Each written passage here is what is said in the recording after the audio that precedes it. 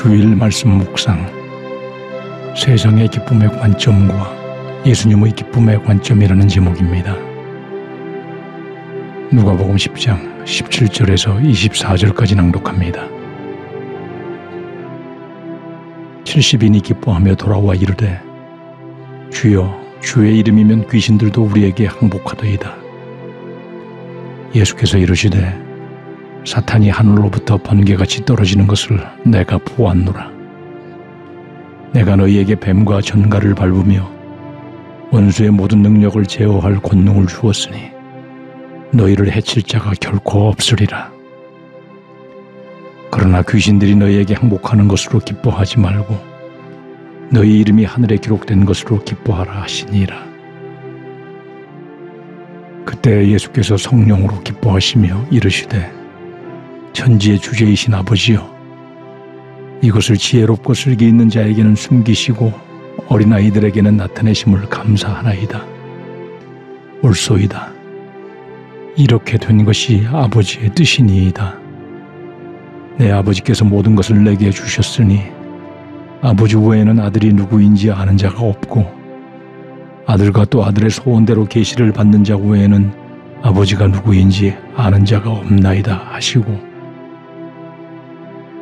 제자들을 돌아보시며 조용히 이르시되 너희가 보는 것을 보는 눈은 복이 있도다. 내가 너희에게 말하노니 많은 선지자와 임금이 너희가 보는 바를 보고자 하였으되 보지 못하였으며 너희가 듣는 바를 듣고자 하였으되 듣지 못하였느니라. 아멘. 우리의 삶에서 기쁨이란 가장 중요한 덕목이며 결실일 것입니다. 모두가 매일매일 기쁨으로 연결된 행복한 삶을 꿈꿉니다. 그래서 사람들은 저만의 기쁨을 향해 자신의 모든 능력을 다해 집중합니다.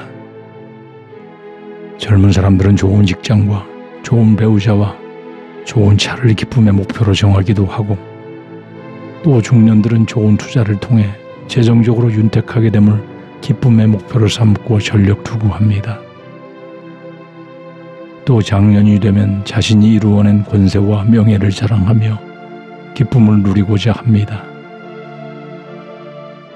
노년이 되면 자신의 성취에 더하여 자손들의 번창을 기쁨으로 생각합니다.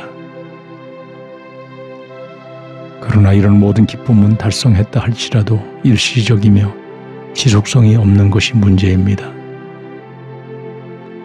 아무리 좋은 차를 사서 기쁨을 누리고자 해도 며칠 또는 길면 몇 달이면 잊혀집니다. 좋은 배우자를 만나 큰 기쁨으로 시작해도 몇 년이면 그 즐거웠던 추억들은 곧 퇴색됩니다. 요즘 젊은 세대 중에 내일은 생각하지 않고 오늘을 기쁨으로 즐기자면서 빚을 내며 모든 것을 끌어다가 투자하고 즐기고자 하나 곧 후회하게 됩니다. 그런데 이러한 기쁨이라고 불리는 즐거움은 중독성이 있어 끝없이 더 큰 자극을 받아야 전과 동일한 즐거움을 느끼게 됩니다. 결국 세상의 많은 즐거움은 누릴수록 중독에서 벗어나지 못하게 되는 올무가 되는 것입니다. 많은 젊은 세대들과 사회의 부유한 사람들이 술과 마약 또는 성유혹 등의 쾌락에 중독되는 이유인 것입니다. 기쁨이란 무엇이길래 이렇게 자신의 모든 것을 걸고 찾고자 할까요? 사전에서는 기쁨이란 욕구가 충족되었을 때의 즐거운 마음이나 느낌이라고 설명합니다. 그리고 그 지속시간은 길면 3개월이라고 합니다. 또 한자로 기쁠 희는 노래하면 즐거워지는 상태라고 설명합니다. 모두가 쾌락과 관련된 일시적인 것뿐입니다. 그런데 더 무서운 것은 사실 기쁨의 반대가 슬픔이 아니라 분노라는 것입니다. 기뻐하다는 것은 기꺼이 한다는 말에서 유래하였다고 합니다. 그런데 기꺼이 하지 못하고 억지로 하는 일에는 고통과 괴로움과 슬픔이 함께하는 것입니다. 그리고 이 모든 것 앞에는 분노가 있는 것입니다. 내 즐거움을 얻지 못하는 그 뒤에는 분노가 먼저 자리 잡고 이어서 어찌할 수 없는 그 분노로 말미암아 고통과 슬픔이 증폭되는 것이며 결국에는 공격적으로 변하게 되는 것입니다. 이것이 중독자들의 성격이 공격적으로 변화되는 이유인 것입니다. 그런데 예수님께서 기뻐하라고 말씀하신 내용은 복음서에 극히 제한적입니다. 사복음서 중에 마태복음 5장 11절 12절에서 나로 말미암아 너희를 욕하고 박해하고 거짓으로 너희를 거슬러 모든 악한 말을 할 때에는 너희에게 복이 있나니 기뻐하고 즐거워하라. 하늘에서 너희의 상이 큼이라. 너희 전에 있던 선지자들도 이같이 박해하였느니라. 아멘. 즉 예수님을 믿음으로 말미암아 욕을 듣고 박해를 당하고 비난을 당할 때 오히려 기뻐하라고 말씀하시니 세상의 기쁨과는 전혀 반대되는 것을 말씀하고 계시는 것입니다. 그리고 그 기쁨은 하늘에서 상급이 크기 때문이라고 말씀하시는 것입니다. 또 오늘 본문에서 70문도의 제자들이 2명씩 짝지어 전도 여행을 다녀와 예수님께 결과를 아를 때 예수님의 이름으로 귀신들이 쫓겨감을 말씀드리자 21절에서 그러나 귀신들이 너희에게 항복하는 것으로 기뻐하지 말고 너희 이름이 하늘에 기록된 것으로 기뻐하라고 말씀하십니다. 즉 예수님의 이름으로 눈앞에서 귀신이 쫓겨가고 병든 자가 일어나는 기적이 일어나더라도 그것을 기뻐하는 것이 아니라 너희 이름이 하늘에 기록된 것, 즉 하나님의 택한 백성으로 생명책에 기록된 것을 기뻐하라는 것입니다. 우리는 기쁨에 대해 사람의 관점과 예수님의 관점을 구분하여 볼 필요가 있습니다. 사람의 관점은 눈앞에 현실에 일어나는 하나님의 능력과 기적을 보고 기뻐하지만 예수님의 관점은 하늘에서 일어나는 일을 보고 기뻐하라는 것입니다. 하나님의 일에 사용받는 사람들의 이름이 하늘 생명책에 기록된 영생을 얻을 자이니 이를 기뻐하라는 것입니다. 또한 사람의 관점은 눈앞에 즐거운 일이 일어나야 기뻐하지만 예수님의 관점은 눈앞에 예수님의 이름으로 고난을 받는 일이 일어남을 기뻐하라는 것입니다. 왜냐하면 그때 하늘에서는 상급으로 이 모든 것들이 기록되기 때문입니다. 또한 사람의 관점은 육적인 결과로 기뻐하지만 예수님은 영적인 충만함으로 기뻐하라는 것입니다. 이것이 오늘 본문 21절에 예수께서 성령으로 기뻐하시며 하나님께 감사기도를 올리시는 모습인 것입니다. 성령이 함께 하시는 것은 하나님의 나라가 임하여 있는 것이므로 기쁨이 충만하게 되는 것을 말씀하시는 것입니다. 이제 우리는 더 이상 속으면 안 됩니다. 이 세상에서 주는 기쁨은 참 기쁨이 아니라 일시적이고 감각적인 즐거움일 뿐입니다. 예수님께서는 참 기쁨을 말씀하시며 요한복음 15장 11절 말씀처럼 내가 이것을 너희에게 이름은 내 기쁨이 너희 안에 있어 너희 기쁨을 충만하게 하려 함이라고 말씀하시며 아무도 빼앗을 수 없는 기쁨을 주시기 원하시는 것입니다.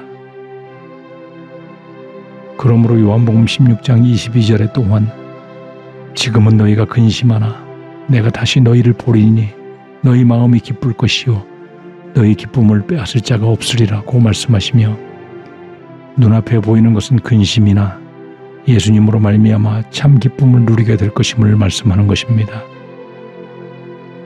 정리를 해보면 이렇게 참 기쁨을 누리는 것은 첫 번째로 우리가 무엇을 보느냐에 달려 있습니다.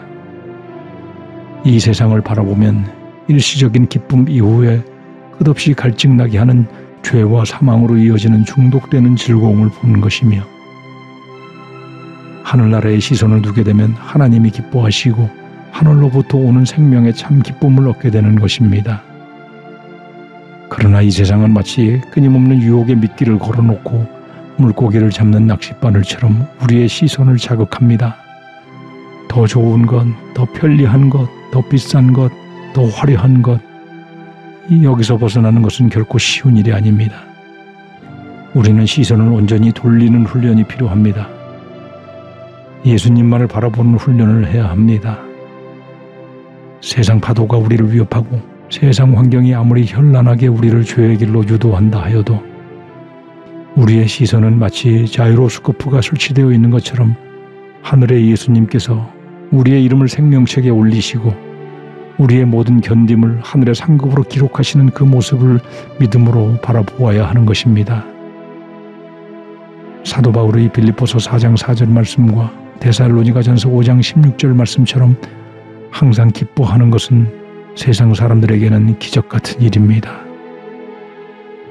그러나 시선을 주님께 두는 사람은 그분 안에 있는 기쁨이 항상 충만케 되어 항상 기뻐하게 됨을 누릴 수 있는 것입니다. 둘째는 성령님과 함께할 때 우리는 항상 기뻐할 수 있습니다. 예수님께서 승천하신 후 믿는 자들에게는 성령의 선물을 주셨습니다. 성령님께서 우리와 함께 하실 때 우리는 오늘 본문 21절 말씀처럼 예수님이 성령으로 기뻐하신 것처럼 우리도 성령님으로 말미암아 기뻐할 수 있는 것입니다. 우리 모두는 참 기쁨을 얻는 것에 우리 모든 믿음 생활에 성패가 결정되어 있음을 알아야 합니다. 그러므로 이것을 깨달은 사도 바울은 항상 기뻐하라는 말씀을 기도나 감사보다 먼저 앞세우고 있는 것입니다. 참 기쁨은 바로 우리 믿음의 바로미터이고 예수님을 바라보는 증거이며 성령님이 함께 하시는 증표이며 하나님이 들으시는 기도의 준비 상태이며 감사로 인도되는 능력이기 때문입니다. 점검하시기 바랍니다. 내 안에 참 기쁨이 없으면 성령님이 근심하는 것이요, 내 안에 참 기쁨이 없으면 의심하는 것이고, 내 안에 참 기쁨이 없으면 세상을 바라보는 것이며, 내 안에 참 기쁨이 없으면 하늘나라의 상급과 이름이 어떤 상태인지 근심해야 하는 것입니다. 우리 모두는 시선을 예수님께 고정하고 성령님이 함께 하시어 기쁨을 충만케 하며 기도와 말씀을 통해 기쁨이 능력으로 표출되어 생명책에 이름이 기록되고 하늘의 상급이 쌓여가는 참 기쁨과 능력과 감사로 충만한 승리의 믿음 생활을 하는 모두가 되기를 우리 주 예수 그리스도의 이름으로 간절히 축원합니다. 아멘.